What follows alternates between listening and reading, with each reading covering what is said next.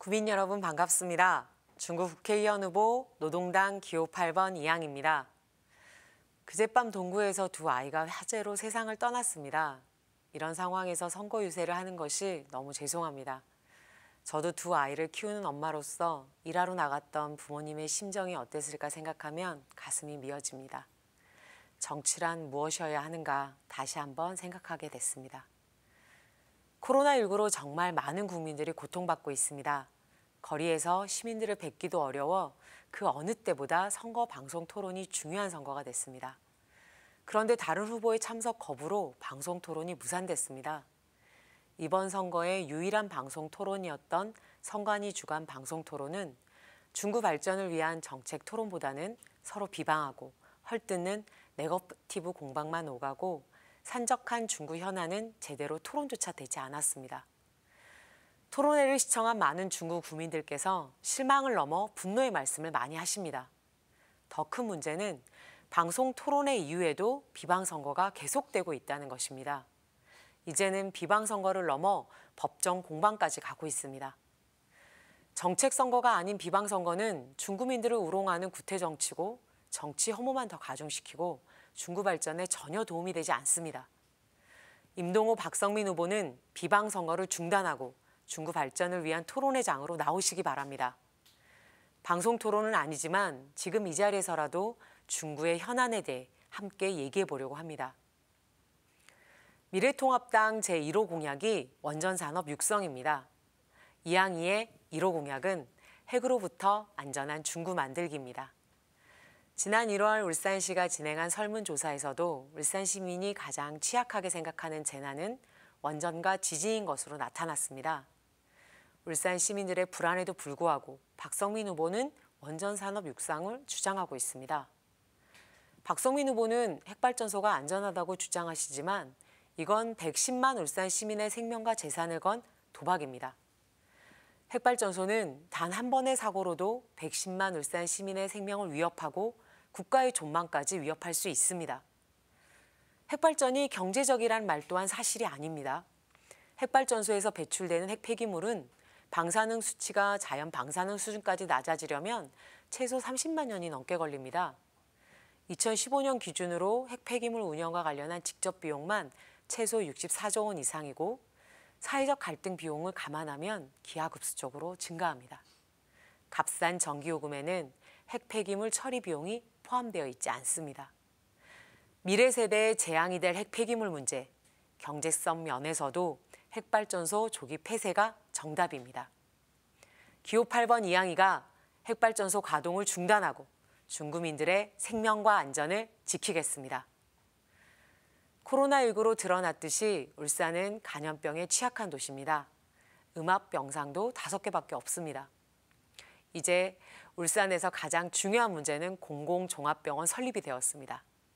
울산은 광역시 중에 유일하게 공공종합병원이 없습니다.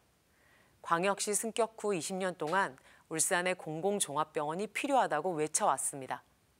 그러나 여야 모두 국민의 생명과 안전은 뒷전이었습니다. 하지만 이번 총선에서 민주당 울산 지역 후보들은 공공의료원 건립을 1호 공약이라며 내놓더니 정작 중앙당 울산 지역 공약에서는 빠졌습니다. 대신 산재병원 조기 완공으로 바꿔치기 했습니다. 산업도시 울산에 산재병원 필요합니다. 하지만 산재 전문 병원은 공공종합병원이 아닙니다. 전국 10개 산재 전문 병원의 이용자는 70%가 산재 노동자로 이들의 치료와 재활로 이용되고 있는데도 송철호 울산시장과 민주당 울산 정치인들은 울산 산재병원은 기존 산재병원과 달리 공공종합병원 기능을 할 수 있는 것처럼 여론을 호도하고 울산 시민의 오랜 열망을 기망했습니다. 미래통합당은 또 어떻습니까? 홍준표 경남도지사가 진주의료원 수익성 나쁘다며 폐업시킨 것처럼 울산에 공공병원 지어줘도 수익성 안 나면 폐업하자고 하실 것 아닙니까? 의료민영화 주장하는 미래통합당 박성민 후보의 공공병원 유치 약속에 대해 신뢰하기 어렵습니다. 이항이가 의료 공공성 강화하고 울산 공공종합병원 설립으로 주기적으로 반복되는 감염병 미리미리 대응하고 중구민의 안전과 생명을 지키겠습니다. 코로나19로 우리 사회가 가지고 있던 구조적인 문제점들이 그대로 드러나고 있습니다. 수도권 최대 집단 감염지인 구로 콜센터를 모두 기억하실 텐데요. 콜센터 직원은 대다수가 파견직이고 도급직, 바로 비정규직 노동자입니다. 이번 달 생계비 걱정 때문에 고열이 나는데도 출근할 수밖에 없었어요 하시는 콜센터 직원의 인터뷰를 보면서 저는 가슴이 무너져 내렸습니다. 코로나로 가장 먼저, 가장 크게 고통을 받는 사람이 바로 비정규직 노동자입니다. 지금 이 순간에도 코로나로 경영위기라며 무급휴직이 다반사고 통보도 없이 해고당하는 일이 벌어지고 있습니다. 비정규직 문제를 해결하지 않고서 한국 사회는 단 한 발자국도 나갈 수 없습니다. 문재인 정부가 출범하면서 비정규직 제로를 공약할 때 혹시나 했습니다. 그러나 비정규직 제로는 하청 자회사로 바뀌었을 뿐 하나도 달라진 것이 없습니다. 오히려 비정규직 비율은 문재인 대통령 재임 기간 중 33%에서 36.4%로 더 늘어났습니다. 총선에 출마한 후보들은 청년 공약이라며 청년 취업, 창업 지원 확대 등을 내놓고 있습니다. 그러나 비정규직 문제를 이야기하지 않는 청년 공약은 그야말로 빈 껍데기 공약에 불과합니다. 가장 절박한 청년 공약은 비정규직 폐지입니다. 비정규직 폐지가 가능하냐 반문하실 텐데요. 97년 IMF 이전에는 비정규직 문제가 그리 심각하지 않았습니다. IMF 이후에 재벌 편들기로 파견법과 기간제법이 제정되면서 비정규직이 크게 늘어났습니다. 잘못된 정치가 만들어 놓은 비정규직, 이항이가 파견법, 기간제법 폐지로 비정규직 문제를 해결하고 청년들에게 진짜 희망을 만들겠습니다. 지금까지 이항이의 핵심 공약, 핵발전소 가동 중단, 공공종합병원 설립, 비정규직 문제에 대해 말씀드렸습니다. 이 핵심 공약을 잘 지키기 위해서라도 현재의 국회는 바뀌어야 합니다. 국민소환제 도입으로 민심을 거스르는 국회의원은 국민들이 직접 심판해야 합니다. 불체포 면책특권 폐지로 죄 지은 국회의원은 처벌받게 하겠습니다. 국회의원의 세비는 대한민국 노동자 평균 임금으로 낮추겠습니다. 특권은 줄이고 제대로 일하는 국회로 바꿔야 합니다. 국민 여러분, 많은 분들이 기억해 주시는 것처럼 저는 숙명여대 총학생회장이었습니다. 대학 졸업 후 울산에 내려와 비정규직 노동자 운동을 했습니다. 2002년 26세 나이로 중국 국회의원 보궐선거에 출마하면서 똑소리 나는 젊은 정치인으로 각인되었습니다.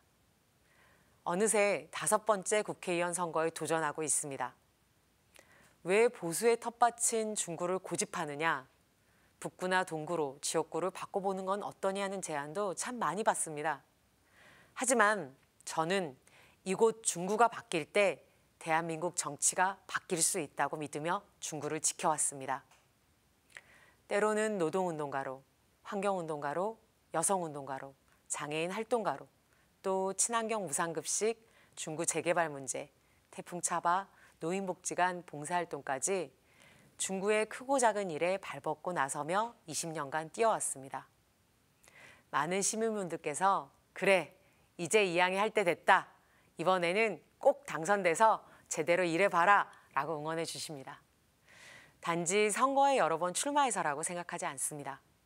지난 20년 동안 이항이의 활동을 인정하고 지지해 주신 것이라고 생각합니다. 국민 여러분, 걸어온 길을 보면 걸어갈 길이 보입니다. 한결같은 진보 정치인 이항이가 주민들을 위해 제대로 일하겠습니다.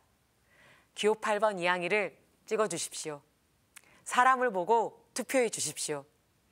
중구민의 손으로 중구 최초의 진보 국회의원 만들어 주십시오. 참 잘 뽑았다. 우리 국민들이 자랑스러워할 만한 국회의원이 되겠습니다. 지금까지 긴 시간 시청해 주셔서 감사합니다. 이번에는 이항이 꼭 국회로 보내주십시오. 고맙습니다.